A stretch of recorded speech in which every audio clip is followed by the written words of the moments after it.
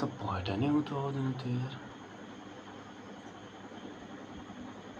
Record पो हुँदैछ okay high चाहिँ गरेर मलाई भाटबडीबाट निकालेको थियो एनिवे मेरो नाम सत्यराज राई होइन आकाश भनेर चिन्ने गर्दछन् या सोरा भनेर चिन्ने गर्छन् प्रायःले मेरो घरमा चाहिँ होइन सोरा चाहिँ सो यो मेरो पहिलो दिन हो लाइक या मेरो पहिलो दिन हो होइन मसँग 10 रुपियाँ छ यो फोन छ माइक छैन केही चलेको छैन होइन नर्भस छु म चाहिँ एउटा अब युट्युब च्यानल खोल्नुको लागि चाहिँ इनफ छ रहेछ प्यारेन्टली चाहिँ तो ना त मसँग रिङ लाइटिङ केही छ लाइटनिङ होइन ना त मसँग कुनै माइक छ ना त मसँग कुनै गियर छ क्यामेरा अनि तपाईँहरू मेरो पङ्खा नि सुन्नु सक्नुहुन्छ होला जुन चाहिँ अब प्राय भिडियोमा त हुने नै छ अब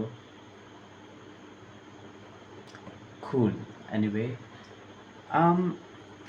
सो तपाईँलाई म स्वागत गर्दछु ओके सो सबै जुन फर्स्ट भिडियोहरू हुन्छ जसको मैले हेरेको छु होइन त्यहाँ चाहिँ कस्तो हुन्छ भन्दाखेरि मेरो नाम यो हो र म एकदमै एक्साइटेड छु मैले बच्चैदेखि भिडियो बनाउनु सपना देखेको थिएँ ब्ला ब्ला ब्ला ब्ला अनि म चाहिँ त्यो सक्दिनँ किनभने जुन एउटा साँच्ची नै भन्ने पर्दा अनेस्ट ट्रुथ तपाईँलाई भन्दाखेरि चाहिँ मैले 2 वर्ष नै धेरै वर्ष भइसक्यो 4 वर्ष एट द मैले 13-11 लाइक पेन्डेमिक एरादेखि नै सोचेको थिएँ युट्युब च्यानल खोल्छु होइन सो तपाईँहरूले क्यालकुलेसन गर्नु 6 वर्ष भइसक्यो मैले गरेको 6-7वटा भिडियो मैले फर्स्ट भिडियो बनाएको छु र डिलिट पनि गरिसकेको छु अनि यो चाहिँ किन छ भन्दाखेरि यो भिडियो चाहिँ अहिले किनकि मैले केही अब चाहिँ ल केही त अब चाहिँ म हाल्छु यो हप्ताको अन्तिमतिर भनेर अहिले यहाँ छौँ हामी होइन यहाँ हेर्न सक्नुहुन्छ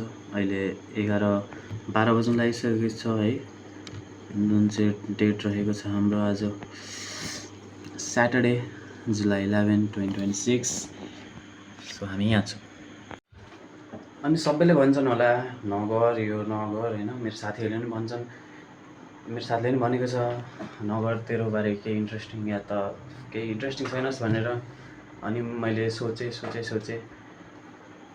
होइन मैले यो चाहिँ भर्खर बनाएको होइन साथीले भनेको चाहिँ सो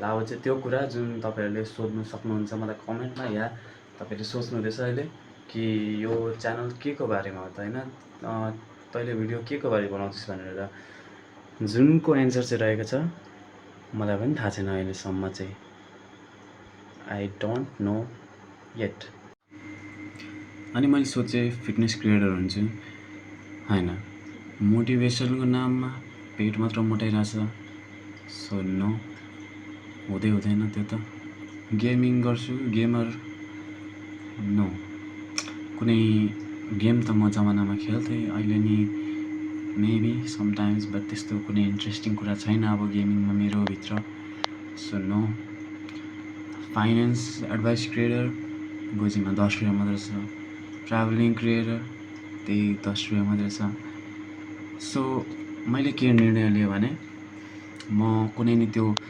व्यक्तिगत त्यो एउटा हुन्छ नि म कुनै त्यो एउटा पर्टिकुलर क्रिएटर हुने छुइनँ म बस त्यो क्रिएटर हुने छु जुन तिमीहरू हेर्न सक्छौ यदि तिमीहरूलाई चाहन्छौ भने यो मेरो च्यानल चाहिँ मलाई जे कुराहरू रुचि लाग्छ मलाई जे कुरा इन्ट्रेस्टिङ लाग्छ त्यही बारे हुनेछ जुन चाहिँ अहिले रहेको छ एम्बापे स्पेसल फर इक्जाम्पलमा अनि त्यो त अब पछि हामी आफै फिगर आउट हुन्छ सबै कुरा आफै पछि हुने नै छ र त्यसो भए म तिमीहरूलाई मेरो भर्खरैको एउटा स्टोरी सुनाउँछु त मेरो भर्खरै जीवनमा घटेको कहानी होइन आज स्याटरडे भनेपछि 2 दिन अगाडि चाहिँ थर्सडे र त्यो थर्सडे चाहिँ जुन मेरो लाइफको one of the worst bad lock after bad lock रहेको दिन थियो त्यो चाहिँ सुरु हुन्छ 7 बजे होइन सुरुमै हामी गलत भयौँ किनकि 7 बजे त म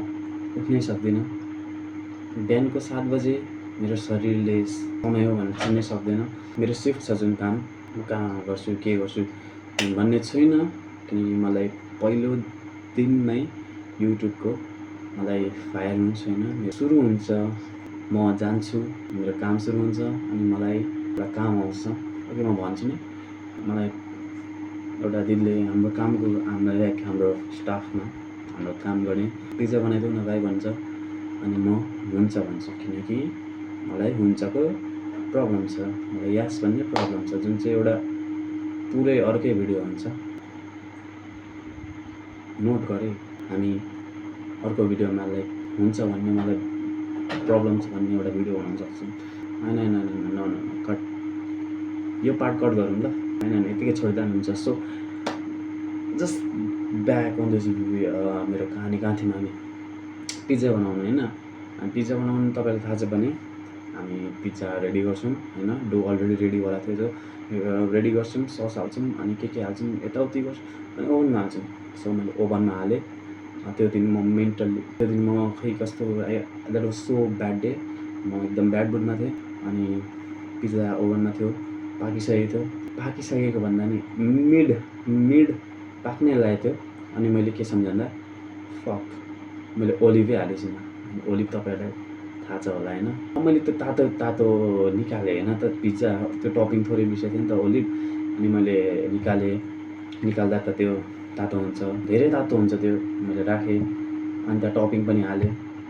भरे फेरि हाल्ने बेला मैले मेरो बेयर ह्यान्ड्स, यो खाली हातले छुएर हाल्नु खोजेँ। अनि त्यति बेला मलाई थाहा भयो कि काम गर्दा चाहिँ फोकस्ड माइन्ड हुनुपर्छ भनेर।